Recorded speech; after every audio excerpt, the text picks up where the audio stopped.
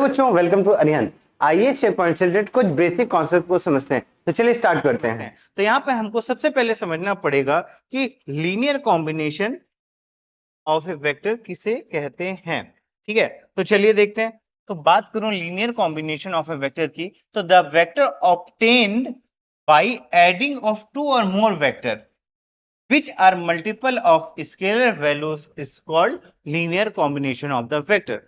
ठीक है, अगर मेरे पास कोई दो वेक्टर हूं a एंड b और दो स्केलर क्वांटिटी हूं x एंड y, तो इन दोनों का कॉम्बिनेशन यानी x a plus y b equal to 0, तो ये हमको क्या मिल गया, एक linear combination of the vector मिल गया, जहां पे ए बी हमारे क्या है, वेक्टर है, और एक्स वाई क्या है, हमारे स्केलर क्वांटिटी है।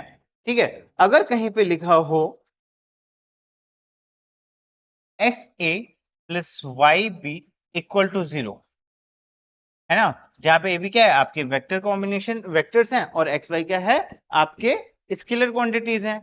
तो ये कब पॉसिबल है, तो हमने कहा सर अगर x a plus y b equal to 0 लिखा हो, तो ये तभी पॉसिबल होगा जब एक्स एंड वाई या तो दोनों की वैल्यू 0 यानी दोनों स्केलर वैल्यू 0 हो, या तो दोनों वेक्टर वैल्यूज 0 हो, या इसके अलावा हमारा थर्ड केस बनता है कि वेक्टर ए और बी क्या हो, एक दूसरे के पैरेलल हो।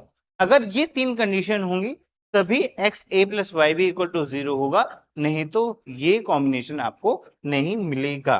ठीक है, अब चलते हैं नेक्स्ट पॉइंट की। तो ये यहाँ पे हमने जो अभी पॉइंट डिस्कस किए वही है कि x a plus y b equal to 0 होगा तो क्या होगा, तो हमने कहा सर या तो ए बी यानी दोनों वेक्टर 0 हो सकते हैं, या तो दोनों स्केलर क्वांटिटी 0 हो सकती हैं, या तो दोनों लाइनें क्या होंगी, एक दूसरे के पैरेलल होगी। बात समझ में आई? अब यहाँ पे गिवन है कि भैया if a and b two non collinear vectors, then आपको प्रूफ करना है कि x1 इक्वल टू x2 और y1 इक्वल टू y2। चलिए देखते हैं कि किस तरीके से प्रूफ होगा।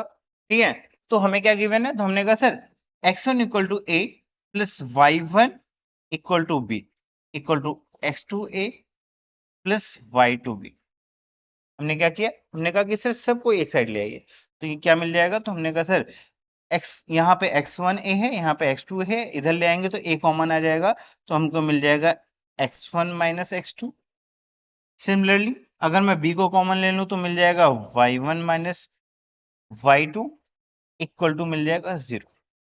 ठीक है, हमने कहा कि भैया x1 माइनस x2 हमारे क्या है, स्केलर क्वांटिटी है, y1 माइनस y2 क्या है, स्केलर क्वांटिटी है।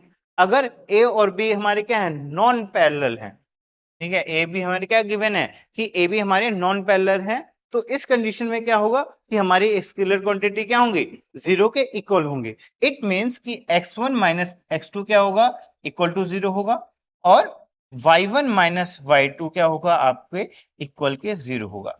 इसी को अगर सॉल्व करूं तो मिल जाएगा हमको क्या, x1 इक्वल टू x2 और y1 इक्वल टू मिल जाएगा y2। बात समझ में आई? तो ये आपका प्रूफ है। ठीक है, अब चलते हैं नेक्स्ट पॉइंट की ओर। तो ये एक इंपॉर्टेंट फॉर्मूला समझ लीजिए या कंडीशन समझ लीजिए कि अगर हमारे पास कोई दो वेक्टर गिवन हो, वेक्टर ए गिवन है a i plus a two j plus a three k, similarly b given है b one i plus b two j plus b three k. ठीक है, और दे रखा है अगर ये दोनों वेक्टर ए और बी क्या है, पैरेलल हैं, तो क्या होगा कि इनके रेशियो यानी a1 upon b1 equal to a2 upon b2 equal to a3 upon b3 होंगे। तो इसको क्या समझेंगे कि कहीं पे अगर दो वेक्टर्स के a1 upon b1 a2 upon b2 और a3 अपॉन b3 हो, यानी वो दोनों वेक्टर क्या होंगे, एक दूसरे के पैरेलल होंगे। तो चलिए इससे रिलेटेड कोई क्वेश्चन करते हैं। तो यहाँ हमारे पे एक क्वेश्चन गिवन है कि भैया वेक्टर a गिवन दे रखा है क्या, कि a equal to 2i cap plus 5j cap minus of 6k cap.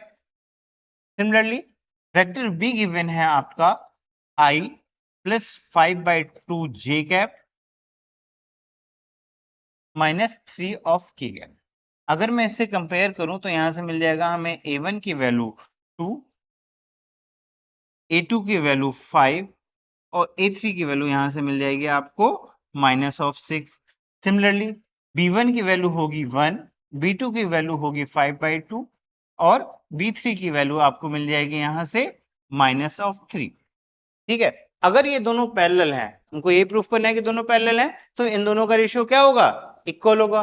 तो हमने कहा सर A1 अपॉन B1 क्या होगा, तो A1 आपका 2 है, B1 आपका कितना है 1।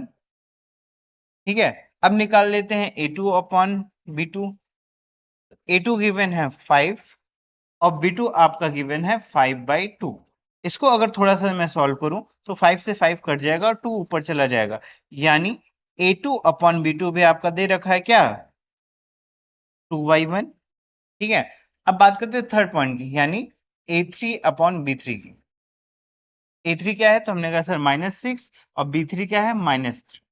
माइनस से माइनस कट गया, 3 2 जा 6, यानी A3 अपॉन B3 भी क्या गिवन मिल गया हमको 2/1।